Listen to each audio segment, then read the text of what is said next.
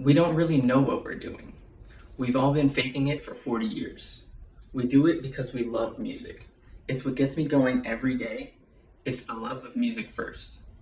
This is a quote from legendary audio engineer Eddie Kramer, who's worked with the likes of Jimi Hendrix, the Beatles, and Led Zeppelin, as cited in Audio Issues. Though this may be a funny quote, it does cover a core topic we will cover in the world of audio production. My name is Evan Torres, and I have my bachelor's in recording arts from Full Sail.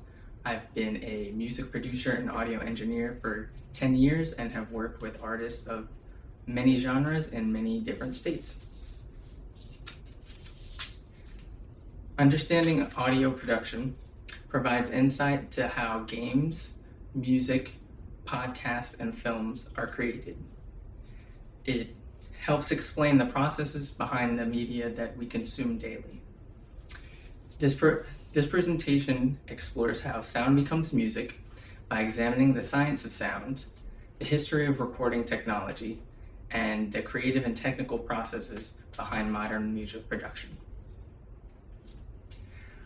Sound is produced when an object vibrates, creating pressure waves that travel through a medium, such as air, until they reach the listener. Acoustical Society of America. These sound waves can bounce off walls and surfaces, and they can also be picked up by microphones to be converted into electrical signals for processing later on. Now we'll go over a brief history of recording technology. In 1877, the phonograph was invented by Thomas Edison. Originally, it used tin foil and then moved on to wax cylinders, which were etched to capture the performance. In the 1930s, magnetic tape recording was invented, and it was invented in Germany. We started using tape and iron oxide to create recordings. In the 1940s, multi-track recording was invented and pioneered by Les Paul's sound-on-sound technique, recording multiple sounds on one singular track. The first 8-track recorder was called the Octopus, and it was invented by Les Paul and the company Ampeg in 1957. In the 1970s, digital audio workstations emerged, and they allowed people to record directly into their computers. Today, we still use them, such as Pro Tools and Logic. When recording audio, you want to keep a few things in mind. Acoustic treatment is the first. This consists of sound panels and diffusers and bass drives. These things help clean up the sound of the room and give you a more balanced sound for your recordings. Next, you want to think about microphones. Not all mics are created equal. Each one has its own sonic characteristics. Hubert and Williams, 1988. Each mic will pick up the same source differently due to its frequency response, which is how it records the frequency range.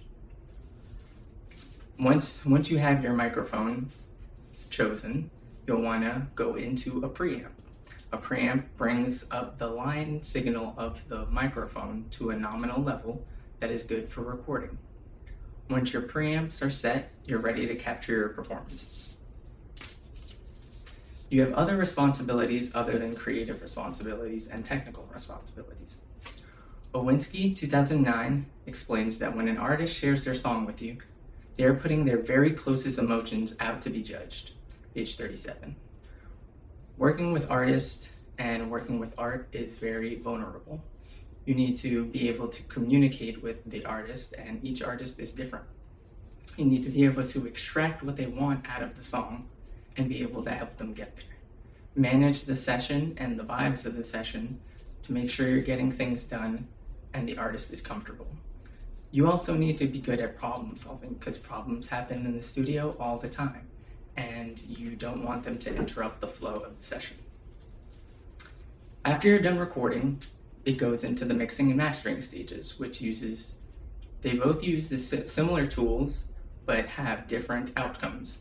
The mixing stage is to blend all the elements of the recording into one singular song, whereas the mastering stage uses these tools to bring them up to a competitive level and make sure that they translate across multiple speaker systems. Today we learned that sound is vibration. It travels in pressure waves and can bounce off of surfaces and be recorded by microphones.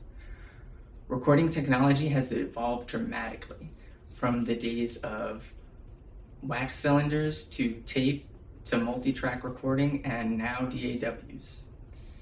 Audio production combines science, technology, creativity, and collaboration. So the next time you play your favorite song, remember that every note and every moment was the result of multiple creative, technical, and collaborative decisions made along the way before it ever reached your speakers.